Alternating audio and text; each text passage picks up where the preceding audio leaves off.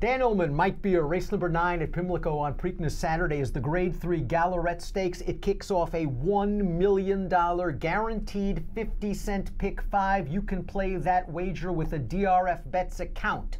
Sign up, bet the Preakness with free cash, get involved in this $1 million guaranteed pool. You get a $100 deposit match bonus when you go to drf.com/bet. Here's the field of fillies and mares getting set to go a mile and a 16th over what we're expecting is going to be a wet turf course at Pimlico on Saturday. The number 5 Cambodia won this race last year. She is 8-5. She really had a strong season for Tommy Proctor last year. After winning the Gallorette, she won 2 more graded stakes races and seemed to blossom in Southern California. Yep. She ran well in the filly and mare turf, but I thought she was flat as the favorite in the matriarch, crying out for a break. Yep. And last time out in the Jenny Wiley, might have been in a little bit too tough off the bench. Yeah, I think that's the kind of way to look at the Jenny Wiley, right? I mean, it wasn't a terrible performance for her. She got a really good trip, though. You know, those were just better horses. So I'm not going to be too hard on her for that one. This just feels like a much better spot for her. As you sort of pointed out, she won this race last year against a similar kind of field. I thought she ran well that day, and I just thought they were really smart with her last year. Get her out to Southern California. That filly mare turf division is not as strong as it is on the East Coast. She made some hay out there. She's a nice horse. She got a good trip in this race. She is the horse to beat in here. I don't know, Dan, I'm just not, terrified to bet against her. And she's not some one-run closer. She can be placed wherever the jockey wants. Leperoux will probably have her in a comfortable position and can adapt to the pace. Elysia's World finally got off the duck last time. She won the Grade 3 Swanee River, although you could argue that Dream a While kind of handed that race to her. How did Dream a While not win that race? It looked like she had everything going her own way. But Elysia's World is a horse that has had trouble in a couple of races, but it also underperformed in a couple of races. I think she's always kind of interesting at the 7-2 or 4-1 she was in the Swanee River. She's 9-5 morning line here and will battle for favoritism, considering her connections and her sharp form. Yeah, all those things are true. Listen, I guess maybe ultimately she just won last time because Dreamwell doesn't want to go 9 furlongs. I think that distance really got to her. Elysia's World did what she always does. She made her run from off the pace. She got there this time. She doesn't always get there. She was 0 for 9 last year, but it actually felt to me like she actually improved as a 4-year-old from her 3-year-old form. And maybe she can keep it going this year. We'll see what happens. I'm not way against her in this race. She's just one of those horses I don't like to bet her at short prices. Ultra Brat's last win came over a good turf course, and maybe a little cut in the ground will help her out. She won the Marshua's River that day, prompting the pace. She got a really nice trip. There was not a lot of pace up front at all. She didn't run badly in the Swanee River. She had a decent enough trip. She was on hold turning into the stretch, but she had every chance up the rail. And last time out in the Jenny Wiley, she was simply overmatched. So we'll draw a line through that race. Do you think it is key for her new jockey, Jose Ortiz, to be aggressive? Because her best races have come when she's forward, and she can get forward here. Yeah, I think he's got to get her forward in this race and just try. She doesn't have to make the front, but he's got to get her close to the pace and sit a trip because she's tactical enough to do that. I don't really care about the Jenny Wiley just because I felt like she was in too tough anyway, and she did not get a good trip in that race. Didn't have her speed, was wide around the course, never got involved. I liked her Swanee River just fine, and even that race, you're right. She had a clean run up the inside. I felt like she had a shot up the rail. A little far for her, maybe too, though, 1 1/8. I think this is a better distance for her. She has good tactical speed. The cut in the ground's not supposed to bother her. She's run some really good races.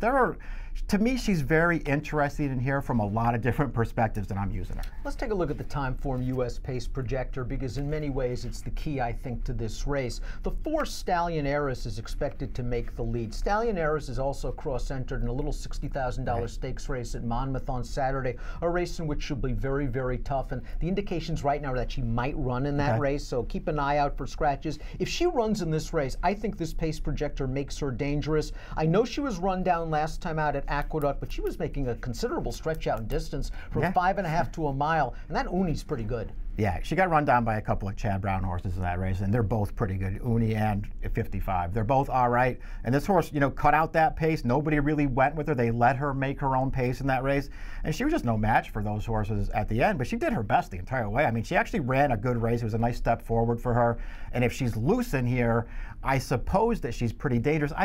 I couldn't fall in love with her, Dan. I wanted to. I couldn't do it. But I'm not going to be surprised if she runs well, if she runs here. Lake Pontchartrain is down towards the inside. This is a horse that's only raced once previously on turf, was beaten 30 lengths that day. She is a really rock-solid dirt mare who's in tough if this race stays on the grass. Her last 2 races on the main track are both pretty good, but I don't have a lot of confidence she's going to be able to transfer that to turf. Brooks House, the number 2, got a really nice trip and ride under Joel Rosario last time out to score at Keeneland at 14-1. Prior to that, I thought she ran pretty well with a very nice trip in the Jersey Lily Stakes at Sam Houston. She's in great form. She's just a little bit slower than graded stakes class. Right. She can get a good trip in this race, but I don't know if it's going to be enough for her to get there. Let's take a look at our top selections for the Grade 3 Gallorette. We're not enamored with the favorites, and you like the 6 Blessed Silence making her second start in North America for Christophe Clement. Ground should not be a problem for her at all. She ran very well over the softest of courses in France. Yeah, she doesn't have any problem. It doesn't like with soft course. She wasn't, a top class horse over there in France. She was more of a handicap kind of horse. But they ran her in some stakes races. She did okay. She was stakes placed a couple of times over there, and they got her here for her first start in North America. Listen, she didn't run great in there, but it was a 4-horse field. They walked on the lead in front of her, and they just, she got a little headstrong, but they just let her settle off the pace in that race, and she actually made a little run in the stretch. It looked like for a brief instant she was going to be second in there, and then she couldn't get second, flattened out a little bit. I think both the horses she finished behind are okay. They'd fit really well in this field. So I think she's a good fit in this race, and she's probably just going to get a much better setup this time. They'll probably do a little racing in front of her. The ground probably works in her favor. I think she can take a step forward in here at a price. Special event's going to be forward whether Stallion Heiress is in this race or not. I'm kind of hoping Stallion Heiress is out because I think if that's the case, Special Event can replicate the trip from last time. Her turf debut where she was able to get to a nice easy lead. But I just love the way she quickened when asked for run at about the 3/16 pole. She finished up well. It's no surprise she liked the turf considering her pedigree. Right. She's by Arch out of a half-sister to Brahms, and this is a Shug McGahey Lake developer again. This horse is going to be a big price, and you rarely see Shug wheel him back this quick. 15 days since the last race. I think he's got some confidence in this filly and some confidence in her speed, but I'm kind of hoping Stallion Heiress scratches to make it a little easier. Listen, I agree with all that stuff. I mean, I think she's really interested in here. If it's not the day for her on Saturday, if it just turns out that she's not ready for this,